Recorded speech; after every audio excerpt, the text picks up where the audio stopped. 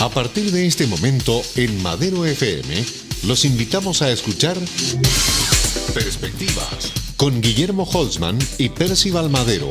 Un análisis de la actualidad nacional e internacional. Perspectivas, a esta hora, en Madero FM. Bienvenidos. Distinguidos auditores y auditoras y televidentes, retomamos este diálogo interesante en este programa Perspectiva con nuestro distinguido colega y amigo de tantas décadas, don Guillermo Holzman, que hemos hecho un recorrido las semanas anteriores por lo que se sabía de lo que venía en las elecciones presidenciales y el respectivo balotaje. Y hoy día estamos frente a una nueva coyuntura donde tenemos un presidente electo. Y queremos conversar respecto de una parte. Vamos a dividir en dos este programa, llevándonos a ver qué pasa con los dos grandes espacios que se generan en esto. Vamos a analizar primero lo que ha sido con la izquierda, la centroizquierda, y después con el gobierno, la derecha y la centroderecha. Guillermo, bienvenido, gusto de saludarte. ¿Qué tal, Percival? Un agrado estar con ustedes, como siempre. Yo diría que no, la verdad es que es necesario espacio de esta naturaleza para poder reflexionar con mayor tranquilidad en torno a lo que se configura ya como este nuevo mapa político que afecta tanto a aquellas fuerzas que estaban detrás de Guillier como a aquellas que estaban, digamos, detrás de Piñera, pero también un sector de la población que mira con expectativa distinta a la ideología de izquierda o derecha el comportamiento de los políticos. ¿Tú te refieres a las personas que no votaron? No, a las que fueron a votar, definitivamente. Yo creo sinceramente que el triunfo de Piñera está muy basado en un porcentaje de gente que está lejos de las ideologías o está lejos de la categoría de izquierda o derecha o centro, sino que es un voto pragmático, definitivamente, y estoy hablando de un 15% de los electores, más aproximadamente, que perfectamente podrían haber votado por otro, pero dado que es una segunda vuelta y solamente dos opciones, son aquellos que, digamos, en términos pragmáticos, consideran de que la propuesta hecha por Piñera es mucho más sólida, creíble y consistente en la que tenía Guillier. Y para eso ven una serie de elementos, es decir, desde la capacidad que tenía para articular a quienes lo estaban apoyando, Guillier mucho más débil con respecto a la fuerza por mayoría, con una ADC escindida, con un frente amplio que aparecía como mucha capacidad de chantaje, frente a un Piñera que tenía un Chile Vamos mucho más cohesionado detrás de él, mucho más ordenado si se quiere, y que tenía la capacidad de poder efectuar crecimiento, etc. Por tanto, yo creo que hay un voto pragmático que es distinto a lo que habíamos conocido en décadas pasadas y claramente distinto a la división izquierda-derecha. Ahora estamos frente a una situación, política distinta. Estamos frente a un escenario donde se han ejercitado lo que fue un voto, que ya no era el término del binominal, con votación de chilenos en el extranjero. Se preparó todo un espacio para hacer una nueva mirada política o reincorporar a nuevos sectores.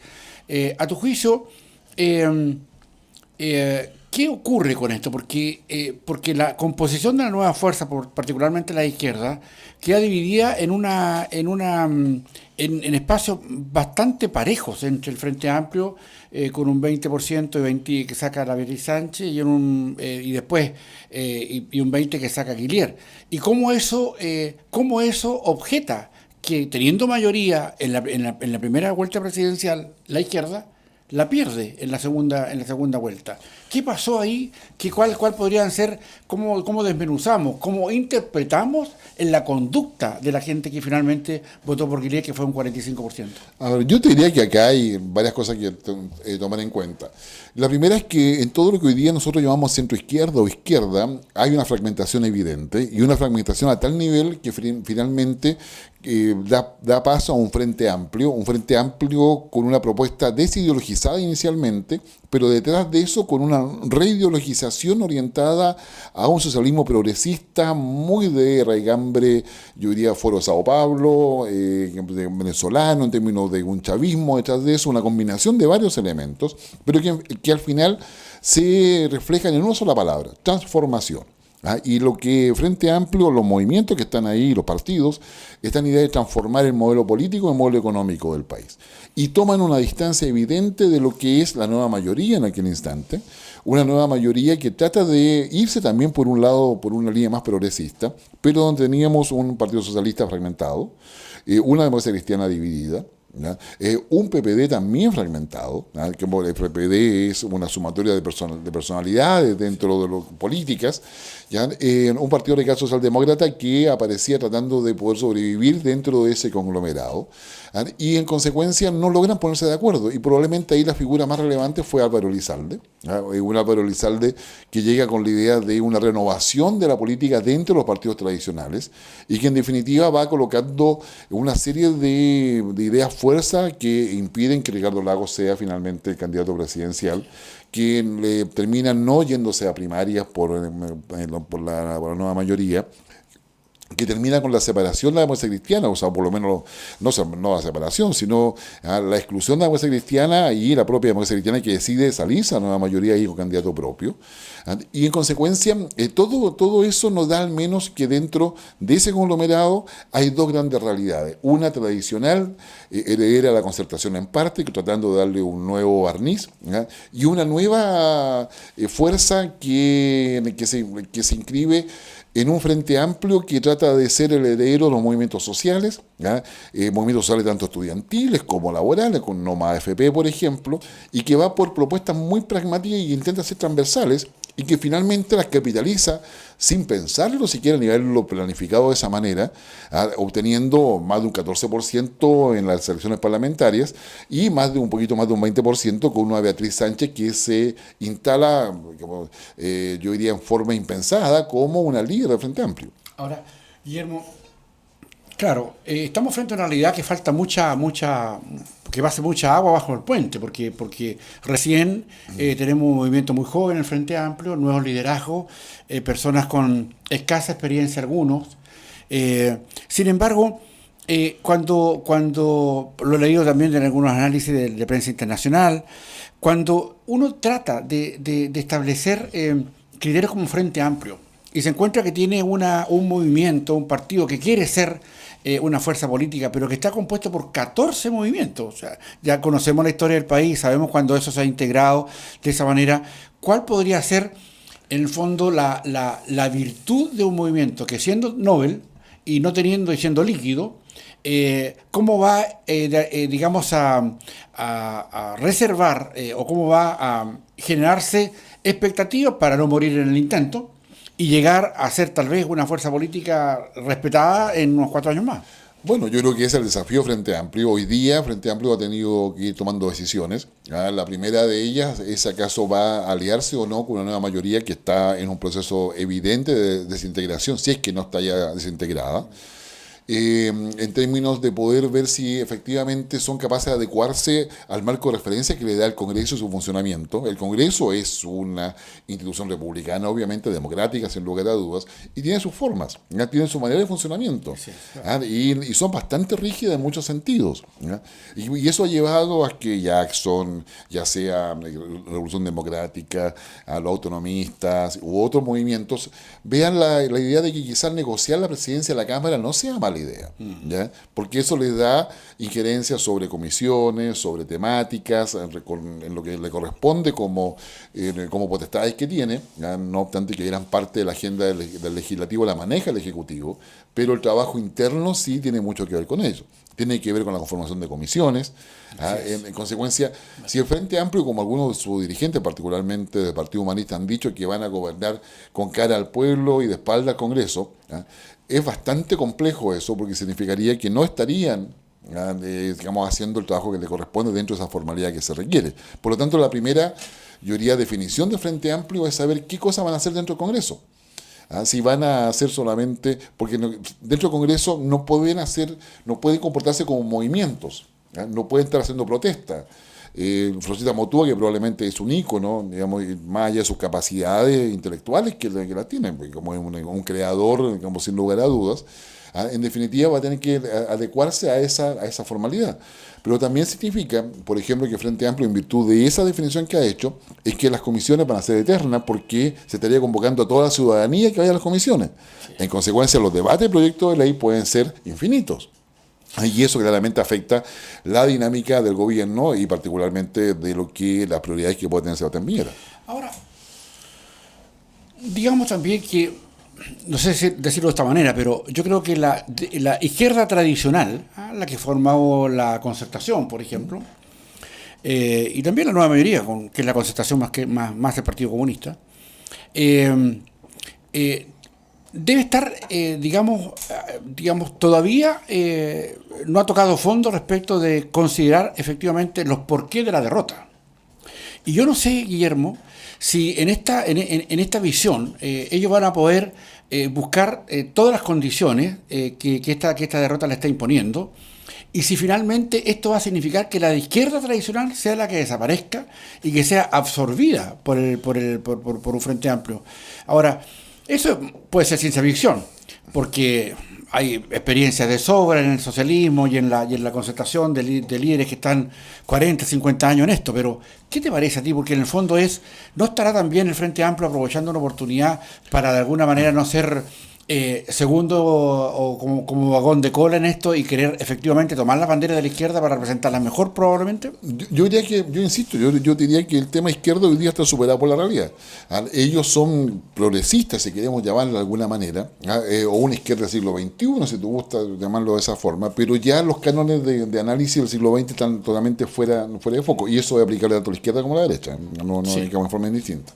Entonces, y yo iría al frente de, a ver, la política tradicional que nosotros hemos conocido, aquí el proceso se va a dar un poco tal cual pasó en su minuto en los años 30 o 40, si queremos usar la historia de referencia, con las distintas facciones que había el Partido Liberal, que se dio en su minuto, o el Partido Conservador, o el propio socialismo que luego surge también dividido, y luego se va reuniendo. Hoy día, una experiencia más cercana a esto la tenemos en Francia, con lo que es un Macron que de socialismo funda un nuevo partido político, en definitiva, de la derecha funda un nuevo partido político, logra dejar en lo mínimo a lo que es el Partido Socialista, igualmente a la derecha.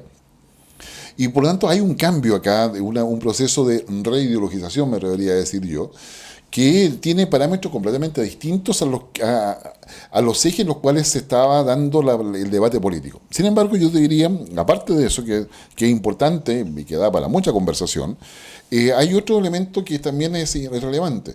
El Frente Amplio acá en Chile, más allá que sea una suerte de proyección del Frente Amplio que nace en Francia, que se repite también, intenta repetirse en España, que se repite también en otros países de América Latina, porque esto es un fenómeno, digamos, normal, es decir, la creación de una plataforma que reúna movimientos sociales con demandas que sean consideradas transversales sin un contenido ideológico evidente. Eso es el Frente Amplio. Entonces ahí está no más AFP, obviamente mejores pensiones, mejor salud, gratuidad de educación. O sea, ¿quién puede estar en contra de no tener una buena pensión? Pero detrás de eso está la palabra transformación, que es lo que finalmente es el leitmotiv ideológico. En esa perspectiva, yo diría que el Frente Amplio se plantea acá en Chile y logra un desempeño electoral que jamás pensó que iba a tener. Ellos tenían una propuesta de 8 o 12 diputados, sí, no 20, sí, menos un senador. No pensaban superar los 15 puntos con Beatriz Sánchez, que yo de eso estaba todas las proyecciones de ellos, entre 12 y 15, sacó 20. Ahora, ¿qué cosa hay detrás de ese Frente Amplio? Yo diría que mucho votante nuevo que se sintió atraído por esa propuesta transversal de Frente Amplio tuvo que ver con transparencia.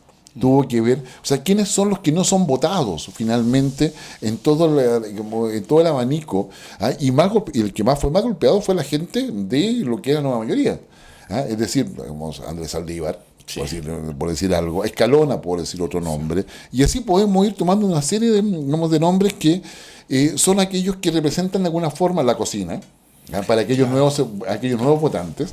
O sea, tú y yo podemos estar de acuerdo que Andrés Saldívar era el gran articulador de acuerdos desde el punto de vista político, pero no era transparente frente a la ciudadanía porque se hacía dentro de la lógica política del siglo XX. ¿Ya? Y eso para esta fuerza, digamos, juvenil, si se gusta, o nuevos electores, o ciudadanos que no siendo tan jóvenes desean transparencia, que no desean que el Estado sea el botín de turno de los gobiernos, en definitiva votan en contra de eso.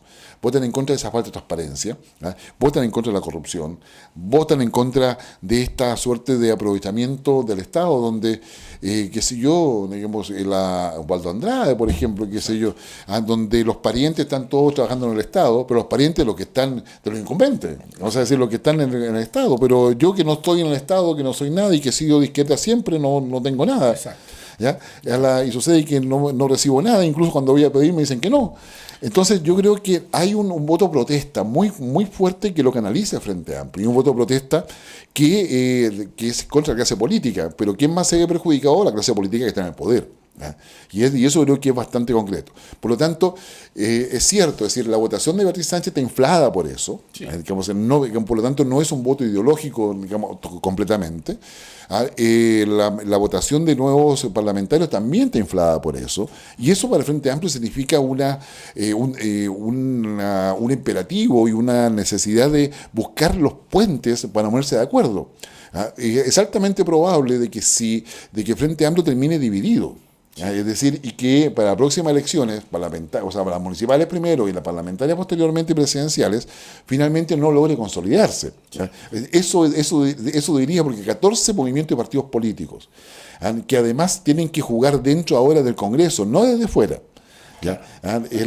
Se van a dar figuras increíbles, o sea, es decir, ya durante el gobierno de Bachelet tuvimos a Jackson, a otros qué sé yo, y a otros de los Milosevic, qué sé yo, desfilando en la Alameda, en las protestas sociales. Sí. Ahora vamos a tener a todos esos diputados en la Alameda protestando. Puede que sí, puede que no, pero nos va a dar un escenario completamente distinto al que teníamos. Ahora, en el fondo también es como la izquierda tradicional, la antes del siglo, la del siglo XX, digamos, cómo se defiende bajo esta circunstancia, porque más allá de su derrota, ellos mantienen una cierta cohesión dentro de su 22%, y a pesar de que está la democracia cristiana fuera de esto, también va a tener que buscar bajo otra banda, esto va a ser a 2 o 3 bandas, como un juego de billar, digamos, que lo que yo golpeo, la bola que golpeo produce otros efectos. Porque, ¿cómo va a ser? ¿Quién va a pretender hegemonizar esto? Y si acaso la izquierda tradicional va a poder comprometer a los nuevos liderazgos del Frente Amplio a que entiendan que entraron en un proceso totalmente distinto, donde hay que negociar, hay que conversar, hay que participar juntos en ley, y cómo finalmente va a ser oposición. Porque, digámoslo de paso, y lo último que te hago para la reflexión, Guillermo, es cuán culpable, ¿ya?, de la derrota de Guillier, que tenía un 55% en la primera vuelta, ya es el Frente Amplio por no haber dado un apoyo categórico, y cómo eso le va a costar o pasarle la cuenta del por qué no sigue siendo gobierno. ¿Qué opinas tú de eso? Yo creo que el Frente Amplio es exactamente lo mismo. O sea, Frente Amplio, yo creo que la estrategia definida por ellos, escrita incluso, era muy concreta: participar en estas parlamentarias, tener una representación, generar una capacidad de chantaje, y la estrategia de ellos es el largo plazo, es decir, no esperaban este resultado que los deja, digamos, con una capacidad de chantaje muy superior a la que ellos pensaban, y su tema era que quien ganara, fuese Guillier o fuese Piñera, ellos iban a ser igualmente oposición a ambos. Hay una oposición dura. Pero sucede que ahora son parte de los equilibrios políticos importantes dentro del Congreso. Sí. No son una minoría que anda ahí deambulando. No, ellos van a tener participación en un montón de comisiones. Consecuencia, acá va el Frente Amplio, hay un puzzle que va a tener que volver a armar, porque no es el puzzle que ellos pensaban. Es decir, ellos empezaron, teniendo presente de que a lo mejor el puzzle que ellos tenían eran, no sé, pues de 100 piezas o de 500 piezas, y sucede que ahora con todos los 20 senadores, con los 20 diputados, el senador, la votación que tienen, ese puzzle de 500 piezas ya no es de 500 piezas, sino que es de 2000 piezas. Y va a tener que empezar a armar eso, ¿ya? Y en eso yo creo que están. Lo van a lograr entre diciembre y marzo, cuando asuman en plenitud. No sé, pero sin lugar a dudas, solamente considerando los datos de que son 14 partidos y movimientos que tienen que de alguna forma negociar la estructura de distribución de poder dentro del Congreso, la posibilidad de que se mantengan unidos es bastante difícil. Por lo tanto, va a tener que luchar contra eso. Es decir, porque antes, siendo minoría, teniendo 8 o 10 diputados, no era problema. Eran fácilmente, se podían proyectar, pero ahora no es tan así eso. En consecuencia, yo diría, el poder en política tiene ese atractivo que puede ser muy, muy positivo en términos de poder sacar muchas ideas adelante, pero también muy, digamos, es muy perverso en muchos sentidos porque el poder atrae.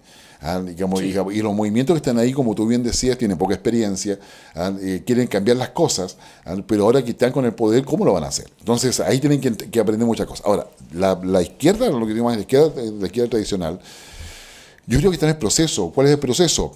Primero, echarle la culpa al que está al lado. Entonces, digamos, si esto no pasó, fue por el Frente Amplio; si esto no pasó, fue por la ADC; si esto no pasó, fue el Partido Comunista, que son los tres grandes responsables que aparecen permanentemente en el ruedo. Luego viene el proceso de los liderazgos personales. Yo sé lo que deberíamos haber hecho, yo sé por qué pasó esto, yo tengo la solución a lo que hay que hacer. Y por supuesto, para poder solventar eso, la tercera etapa ya es, debemos, digamos, retomar la doctrina original del partido, que va a ser la discusión de la democracia cristiana, va a ser una parte de la discusión del PS. El PPD va a tener que ver cómo junta a sus líderes, porque su doctrina es bastante líquida. Entonces, yo diría, acá hay un tema en el cual la nueva mayoría recomponerse en términos de los partidos tradicionales que la conforman va a ser muy difícil. ¿Cuál es el que tiene más claridad en todo eso ahí? El Partido Comunista. Que cree poder ser puente, y digo que cree poder ser puente entre los partidos de la nueva mayoría con el Frente Amplio, pero también, digamos, el Frente Amplio se puede transformar en un pantano, y la nueva mayoría también, y el Partido Comunista puede quedar agarrado en las piernas de ese pantano sin poder moverse. Entonces, y si eso así fuese, le abre una tremenda posibilidad a determinados líderes que hoy día van a tener representación en el Congreso e incluso en los partidos políticos para ser los articuladores de lo que vaya a pasar en ese conglomerado a futuro y decir quién va y quién queda. Ahora, si proyectamos esto y decimos qué es lo que puede y qué es lo que no puede ocurrir durante estos 4 años que van a tener que necesariamente negociar, porque claro, ellos ya están en el Congreso y están obligados a hacerlo. Ellos pueden ser una oposición tal vez recalcitrante, pero también está el castigo ciudadano que pueden verse puestos, porque el castigo ciudadano probablemente a la concertación, a la nueva mayoría, por el aire de Dios fue tremendo. O sea, yo no recuerdo, no tengo memoria, ya somos cientistas políticos, ¿ya? Guillermo, de un cambio, digamos, de un balotaje que signifique perder tanto puntaje. O sea, Guillermo era presidente con un 55% de la fuerza de izquierda, digamos. Y mira cómo termina con un 45%. Tú estás juntando una izquierda que no existe. O sea, está la nueva mayoría Frente Amplio. Entonces, yo diría, ahí, digamos, no es la misma izquierda.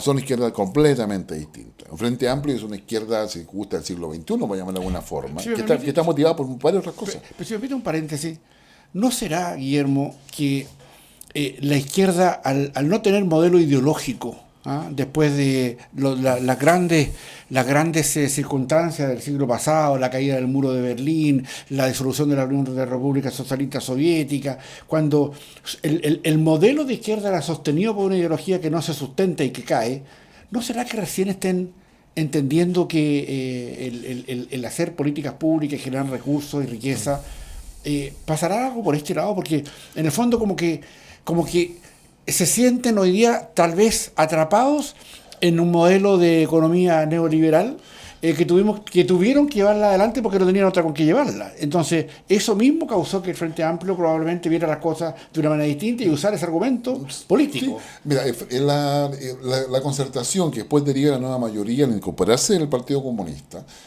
ellos aceptaron de que el modelo neoliberal impuesto en Chile había que administrarlo y gestionarlo, y eso fue lo que hicieron. El Frente Amplio surge en la idea de que este modelo neoliberal, digamos, es pésimo para la población, para el pueblo, genera mayor pobreza, digamos, mayor empobrecimiento. Dentro del Frente Amplio, yo diría, hay 3 grandes grupos, si uno quiere de alguna forma caracterizarlo. Están efectivamente los revolucionarios, que quieren hacer la revolución inconclusa de Allende, quieren traer la revolución cubana porque hay que hacerla. Otro grupo que también está entre los revolucionarios quiere hacer, digamos, la revolución chavista, socialismo del siglo XXI. Es un grupo, yo diría, fuerte, o sea, diría yo que hay mucha minoría intensa ahí que coloca esos temas sobre la mesa. Luego hay otro grupo que dice, no, el socialismo tiene que progresar porque el mundo ya acabó, la Guerra Fría terminó, ¿ah? Y el socialismo tiene que preocuparse de poder generar condiciones de igualdad. Es decir, la palabra clave ahí va a ser igualdad y la segunda palabra clave es solidaridad y al lado de solidaridad, justicia. ¿Ya? Que es un segundo grupo. ¿Ya? De un socialismo, yo diría, más moderno, neomarxismo, de base neomarxista, si quieres verlo de esa manera. ¿Ya? Y un tercer grupo que yo creo que es simplemente adhiere porque está bien, esta cosa de los partidos políticos, este establishment, esta suerte de distribución de poder como está, sea izquierda o derecha, me tiene chato, no me da lo que quiero. Yo quiero transparencia. Y ellos se basan mucho en transparencia y que las cosas funcionen bien. O sea, es decir, acá tiene que haber que todos tenemos que dar bien, quiero mejor calidad de vida, quiero mejor expectativa. Claro. Yo creo que son los tres grandes grupos que están ahí metidos en el Frente Amplio. O sea, en una caracterización que puede ser muy burda, pero que nos permite un poco digamos, entender qué es lo que sucede ahí. Entonces, yo creo que ahí ese Frente Amplio va a tener que tomar una serie de decisiones, o sea, con la dificultad que implica que 14 grupos se pongan de acuerdo. Sí. ¿Ya? O sea, claro. Además, o sea, miremos un poco lo que han hecho, es decir, cuando se plantea a quién van a apoyar, si van a apoyar a Guillermo o no, le vamos a preguntar a las bases. Según ellos, tienen alrededor de 30.000 personas que podrían haber participado por internet, por ese suerte de referéndum, plebiscito, si se apoyaba o no a Guillermo.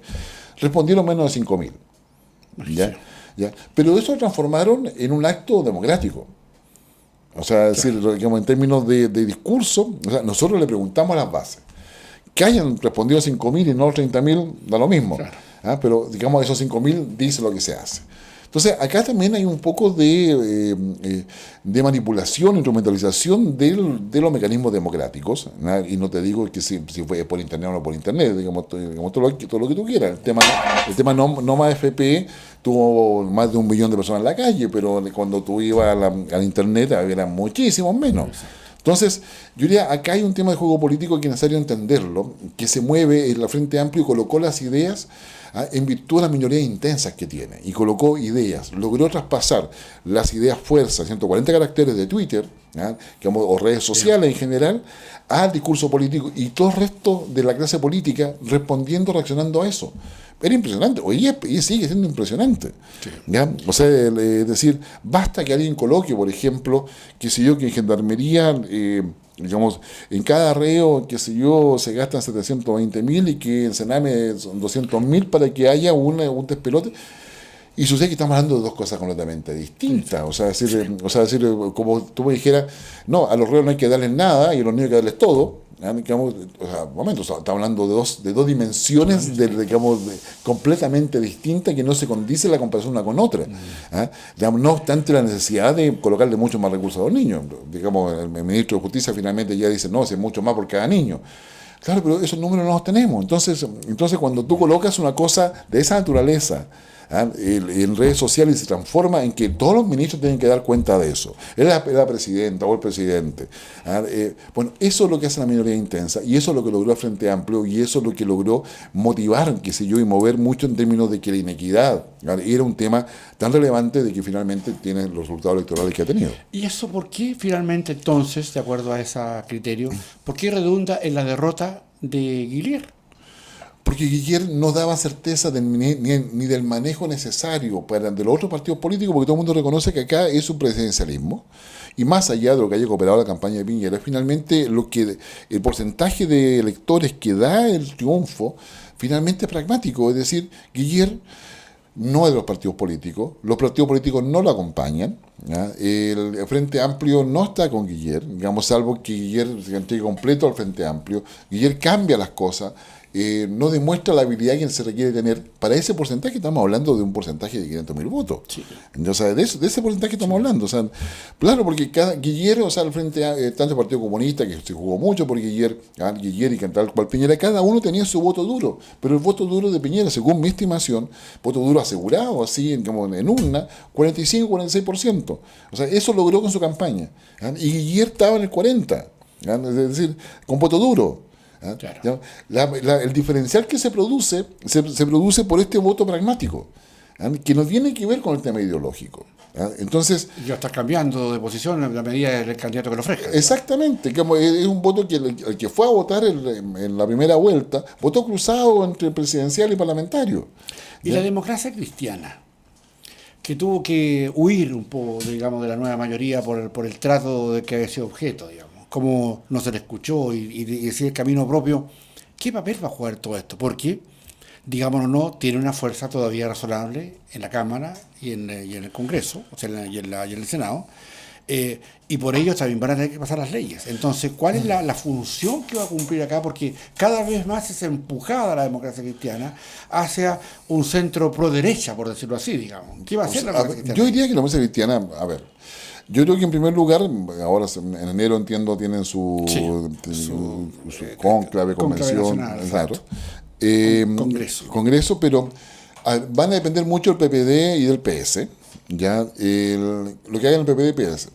La democracia cristiana hoy día como está, y dado del 90 en adelante, la posibilidad de irse hacia la derecha, digamos, hacia así le vamos, es muy poco probable. Muy poco probable. Independiente incluso que se dividan. ¿Ya? Por lo tanto, la democracia cristiana hoy día está dependiendo de lo que haga el PS-PPD, es decir, con quién me puedo aliar. ¿Ya? El PS ya le ha tirado, ya le ha dejado ver que quiere de nuevo articular un poco ese eje. Claro, pero ahí un Álvaro Elizalde que lo rompió anteriormente, sí, no es creíble para la ADC. Sí. O sea, ahí hay un tema de confianza que está rota y que cuesta mucho recuperar. Por otra parte, va a depender también de lo que haga el Partido Comunista. El Partido Comunista está interesado ahora en aprovechar los quiebres y fragmentaciones que hay entre el PPD, PRSD y PS para poder acercarlo más al Frente Amplio. Sí. Es decir, tomarse el Frente Amplio. Entonces, acá estamos en un juego de estrategias que van a estar lideradas por el PC, van a depender de los procesos internos del Partido Radical, del PPD y del PS, y una DC que va a quedar a la guaite, como dirían en la hípica, a la guaite respecto a qué pasa ahí. Porque la DC no tiene peso propio para poder mandar lo que vaya a pasar. Pero esos votos van a ser vitales para la hora de negociación de leyes. Exactamente, por lo tanto acá viene, tú bien lo has dicho, o sea, decir cuál va a ser el esquema de negociación. O sea, es muy distinto negociar en el Congreso que hacerlo en una previa al Congreso. Y esa definición sería la primera. Si la democracia cristiana se juega por apoyar una negociación previa, la democracia cristiana puede ser la gran articuladora, pero fuera del Congreso. Cuando llegue al Congreso, si toda la negociación se hace dentro del Congreso, la democracia cristiana pierde absolutamente relevancia, en el proceso de negociación. La va a tener en la votación, pero no en la negociación. Y en los procesos que ha vivido América Latina, o parecidos a esto, porque este es un proyecto muy especial en Chile, pero ¿qué debiéramos esperar finalmente? La izquierda, así como conglomerado, como sector, o centro-izquierda, a usanza incluso del siglo pasado, ¿tiene alguna posibilidad real de articularse en el mediano plazo o en el corto plazo? El corto plazo aparentemente no, pero en el mediano plazo para hacer una real posibilidad política. En la medida en que la derecha, como tú le llamas la derecha, no entienda que el neoliberalismo ha evolucionado, que la globalización hoy día tiene parámetros que se basan en lo neoliberal, pero que buscan los equilibrios entre Estado, mercado y sociedad. Mientras no haya una actualización de ideas, en definitiva, sí, esa suerte de izquierda, como tú le llamas, sí va a tener un espacio de crecimiento importante. Ya, digamos, y esa cuestión, yo diría, acá todavía estamos en pañales respecto a esa perspectiva más conceptual de lo que está pasando a nivel de América Latina. Bueno, pretendemos, distinguido colega, seguir analizando y conversando estos temas aquí en perspectiva en los próximos meses, ojalá que tu tiempo te permite, sí, que estés en el país para poder hacerlo. Pero, bueno, Guillermo, agradecido nuevamente de tu calificada opinión. Y te damos las gracias por entregarnos a nuestros auditores y televidentes esta opinión tan fundada que nos ha hecho llegar acá a Madero Comunicación. Así que muchas gracias, Guillermo. No, gracias a ti, Percy. Y hasta una próxima oportunidad. Hasta luego. Gracias. Aquí concluye Perspectivas con Guillermo Holzman y Percival Madero. La actualidad nacional e internacional cada jueves desde las 2 de la tarde.